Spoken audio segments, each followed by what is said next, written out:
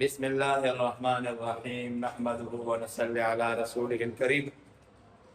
عزیز طلبہ کرام، کلاس اردو جماعت کا عنوان ہے جملے کی ترکیب نحوی۔ اردو کلاس کے حوالے سے آپ سے مخاطب ہوں۔ جی بیٹا، اس سے پہلے جو پریویس ویڈیو تھا اس میں ہم نے جملے کی تقطیعی اجزاء کے حوالے سے لیکچر دیا تھا۔ آج کا جو عنوان ہے یا ٹاپک ہے یا ایسلو ہے وہ ہے جملے کی ترکیب نحوی۔ پہلے ہم سمجھیں گے کہ جملے کی ترکیب نحوی سے کیا مراد ہے۔ جملے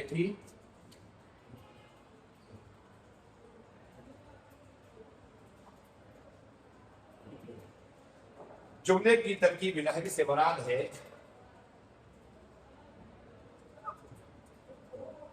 جملے کے اجزاء کو الگ الگ کرنا اور اس کا باہمی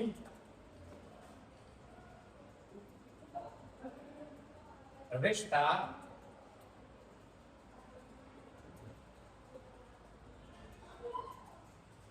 اور تعلق کو ظاہر کرنا۔ دیکھیں بیٹا، جملہ جن اجزاء سے مل کر بنا ہوتا ہے ان میں سے ہر جز کا حیثیت، اس کا جو نحوی نام ہوتا ہے، وصف ہوتا ہے، اسی کو ظاہر کرنا، اور پھر جملے کے ہر دو اجزاء کا آپس میں کیا تعلق ہے اسی کو ظاہر کرنا، اس کو کہتے ہیں جملہ کی ترکیب نحوی۔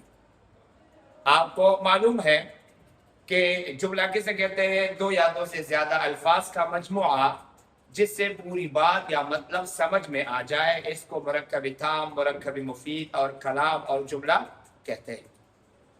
پھر جملہ کی بنیادی قسم میں وہ دو ہے، ایک جملہ اسمیہ اور ایک جملہ فعلیہ۔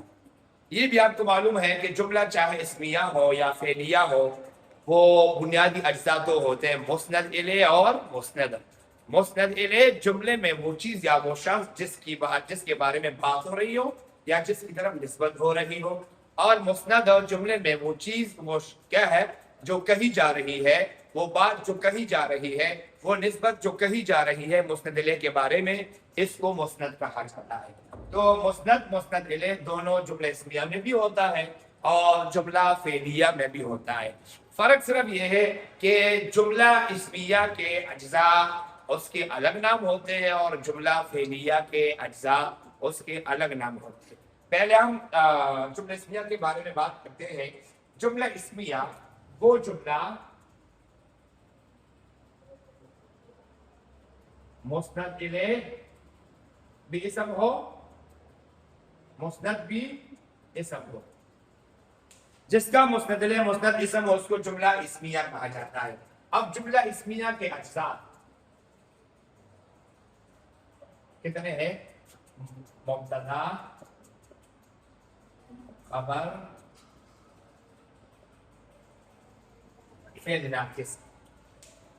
جملہ اسمیہ کے مسند الیہ کو مبتدا کہا جاتا ہے کیونکہ مبتدا کا معنی شروع کیا ہوا، چونکہ اس سے جملے کا آغاز ہوتا ہے، اس وجہ سے اس کو مبتدا کہا جاتا ہے۔ جملہ اسمیہ کے مسند کو خبر کہا جاتا ہے کیونکہ اس کے بارے میں اس وصف کے ساتھ خبر دی جا رہی ہے، اس وجہ سے اس کو خبر کہا جاتا ہے۔ فعل ناقص چونکہ وہ فعل جب تک اس کے ساتھ مبتدا کے علاوہ خبر یا کوئی اور اسم نہ ملائے جائے اس کا معنی پورا نہیں ہوتا، تو گویا کہ یہ اپنے معنی دینے میں ناقص ہے، اس وجہ سے اس کو فعل ناقص کہا جاتا ہے۔ دیکھیں بیٹا، اب ہم جملہ اسمیہ کی چند مثالیں دیتے ہیں اور اس کا ہم ترکیبی نحوی کرتے ہیں۔ مثلا ایک مثال ہمارے پاس ہے،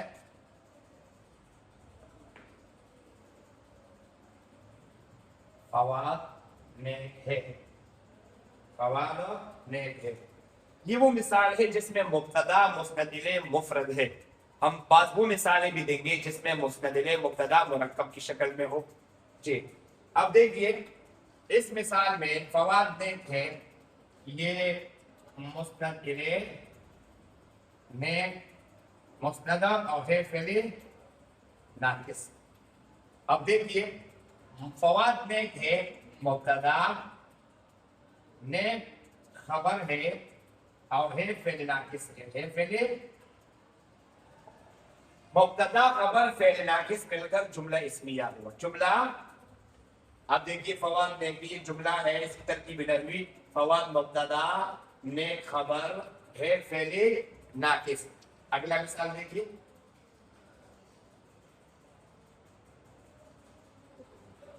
عائشہ ذہین ہے.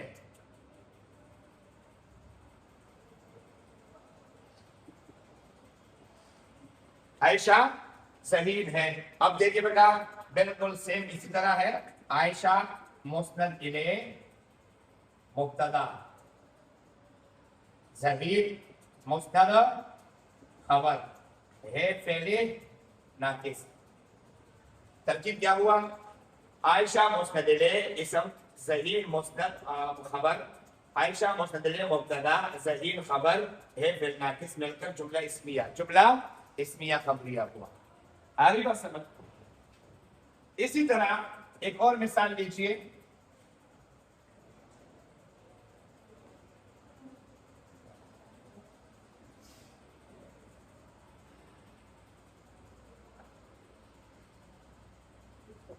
احمد ہوشیار ہے. احمد ہوشیار ہے. دیکھیے بیٹا یہ اس مثال میں احمد مبتدا ہوشیار خبر اور ہے فعل ناقص ہے فعل ناقص. تو مبتدا خبر ملتا اور فعل ناقص مل کر جملہ اسمیہ. اب ہم بعض دیگر وہ مثالیں دیتے ہیں جس میں مسند الیہ مفرد نہ ہو بلکہ مرکب ہو. دیکھیے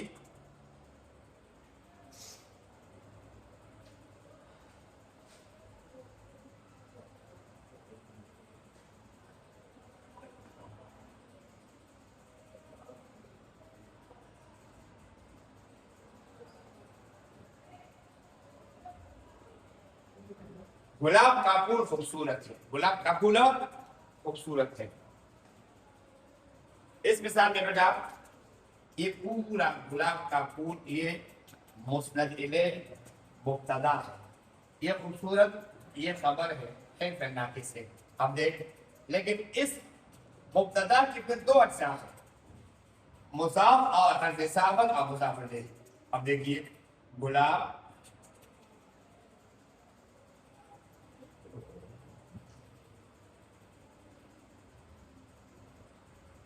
مضاف الیہ کا حرف اضافت پھول مضاف.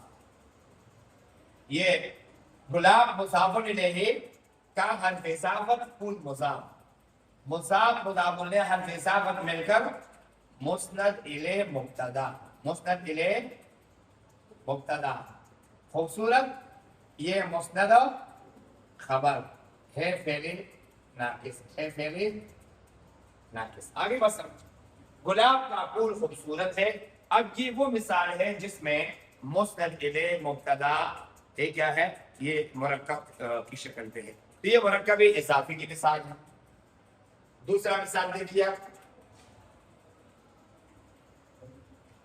اس کی ترکیب نحوی دیکھیے نمبر 2. جیسے عائشہ اور احمد ذہین ہے. عائشہ اور احمد ذہین ہے. دیکھیے بیٹا یہاں پر عائشہ اور ذہین احمد یہ پورا مسند الیہ مبتدا ہے. ذہین یہ خبر ہے اور یہ فعل ناقص ہے. لیکن یہ مبتدا جو ہمارے پاس ہے مسند الیہ یہ مرکب کی شکل میں ہے. اب دیکھیں اس کو ہم ترکیب نحوی کے ذریعے سے الگ کرتے ہیں. عائشہ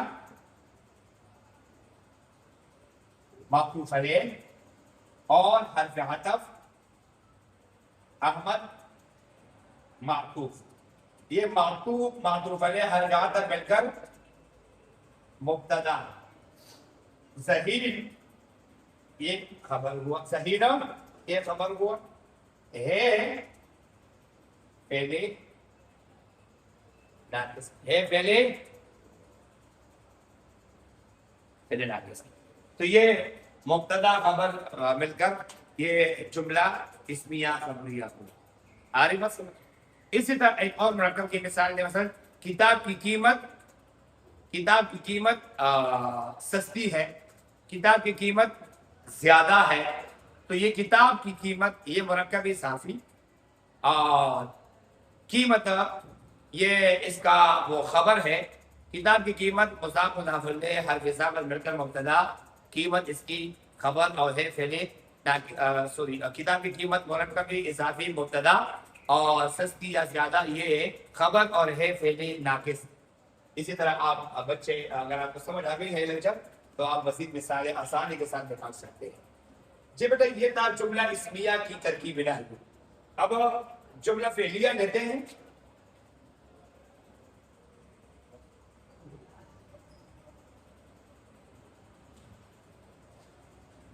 جملہ فعلیہ وہ جملہ جس کا مبتدا اسم ہو, مبتدا فعل, مبتدا فعل ہو. اب جملہ فعلیہ دو طرح کا ہے.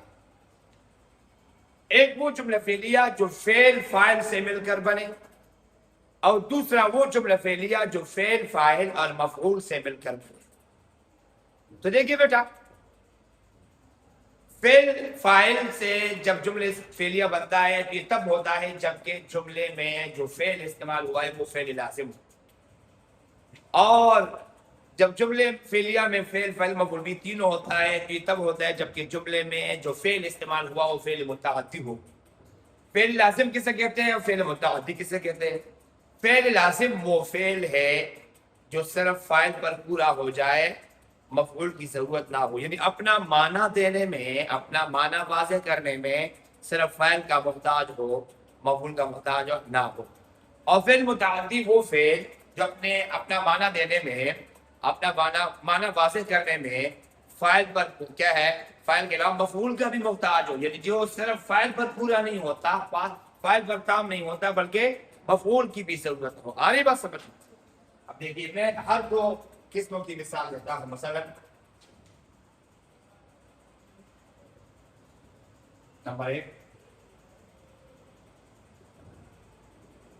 احمد سویا. اب سمپل سی مثال ہے, احمد مسند الیہ, کیونکہ جملہ فعلیہ کی مبتدا کو فاعل کہا جاتا ہے اور مسند کو فعل کہا جاتا ہے. اب احمد مسند الیہ فاعل اور سویا فعل, مسند فعل, جو فعل فاعل مل کر جملہ فعلیہ ہوا. اسی طرح دوسری مثال دیکھیے,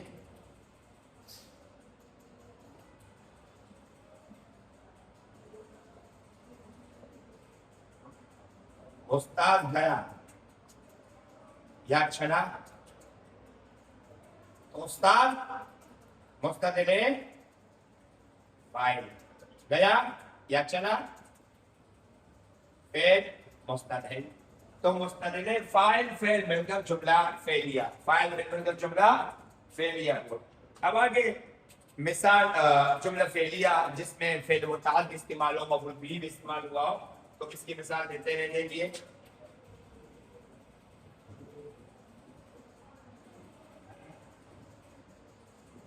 استاد نے شاگرد کو مارا.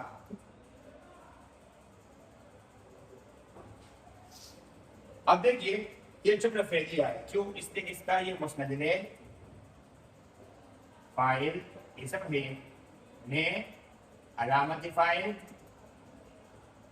شاگرد مفعول مسند کو علامت مفعول, مارا فعل متعدی فعل. کیونکہ مارنے کا معنی صرف استاد کو پورا نہیں ہوتا. مثلا میں کہوں استاد نے مارا تو ضرور آپ کے ذہن میں سوال پیدا ہوتا ہے کہ استاد نے کس کو مارا. پتہ چلا کہ مارنے کا معنی صرف فاعل پر پورا نہیں ہوتا, مفعول کی ضرورت ہے. استاد نے شاگرد کو مارا, استاد نے شاگرد کو مارا, یہ جملہ فعلیہ جس میں مفعول بھی استعمال ہوا ہے. اسی طرح اگلا مثال ہے, عفان نے دودھ پیا. عفان نے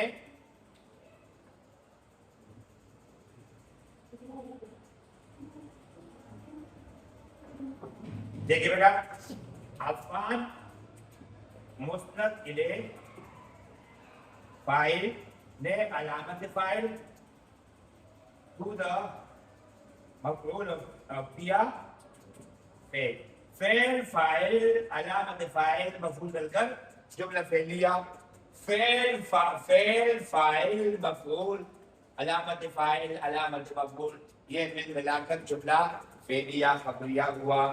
جی بیٹا یہ میں نے آپ کو جملے کی ترکیب نحوی کا جو طریقہ کار تھا وہ بتلایا. امید ہے کلاس کا لیکچر وہ سمجھ آ گیا ہوگا. انشاءاللہ آپ کوشش کریں, پریکٹس کریں, مشق کریں اور خود مزید مثالیں نکالیں.